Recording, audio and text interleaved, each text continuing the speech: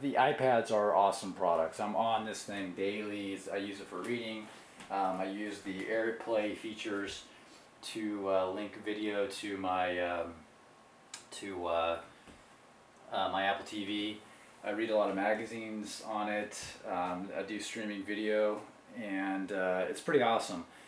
So just real quick, if you don't have an iPad, this is what this video is really targeted for, and you're maybe not have a lot of funds, or even if you do have an iPad 2 and you're thinking about getting the 3. First off, if you don't have an iPad and you're okay on funds, no question about it, go for the iPad 3 or the new iPad.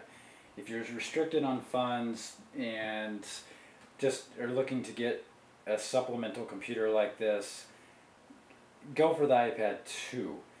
It's an awesome product. It's great. You won't be disappointed. You'll love it.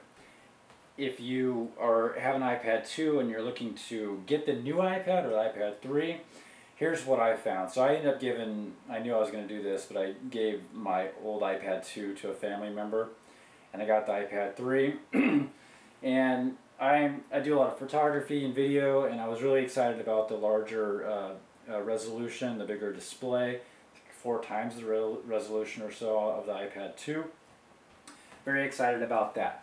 Now, it is nice, but when I cracked it open, fired it up, and started looking at stuff, I was actually a little underwhelmed. It's not just completely stand out, noticeably different, and there's a couple reasons for that. A lot of the applications have not been updated yet, and this is very end of March 2012. So a lot of the apps haven't been updated yet to take advantage of the higher resolution.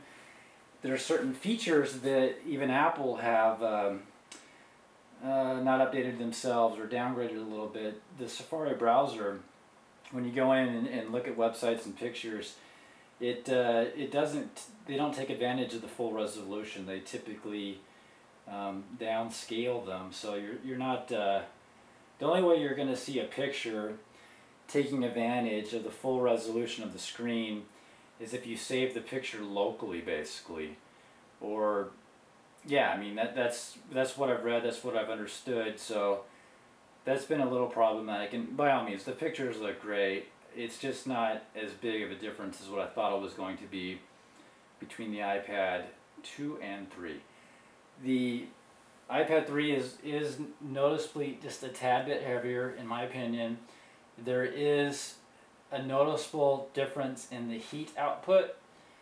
You probably have read about this. I don't consider this a problem or an issue. You know, my view is that it gets just a little hot down in this corner, bottom left side. You just notice it, but if you think about if you have a laptop, or certainly if you have a desktop and you play games and you have a high-end graphics GPU, all these things have heat output, so it's not really a big deal. They changed the chip around. Basically, from what I understand, it's the same A5 chip, but they made it a quad-core graphics component, added graphics GPU to that chip. Quad-core capable dual-core CPU in it, so it's just a minor tweak, in my opinion, to speed. Mainly, I think you're going to get the benefit around some gaming, and I think they had to do it to really push the 4 times the quantity of pixels on this thing, the resolution difference. When you fire it up and you get all your applications loaded from what you formerly had, if you're upgrading from an iPad 2, in my opinion, I didn't really notice any speed differences at all. So I'm rolling through the applications just about the same. What else can I tell you? The camera is very nice on the back. It is 1080p on the back. I was a little bummed to buy this. I do Skype. Skype is actually great on the iPad. You're mobile. You're not attached to a computer. You just typically have it with you, and it's easy to use. Even FaceTime, but less people have it. It's easy to use. You know, you can get access to it quickly. The problem, and I really wanted them to fix this, is the front video camera on these things is just crap. It's, you know, I mean, we're all spoiled now. We have these fancy webcams that are cheap that can do 720 or 1080p video, and they go and put a 640 by 480 barely just VGA camera on front. And I get that, you know, it's fast for, you know, Skype and all that, but many people have faster bandwidth now, and it's not that difficult to push a 640 by 480 image through Wi-Fi. You wouldn't want to do it to 3G, 4G necessarily, but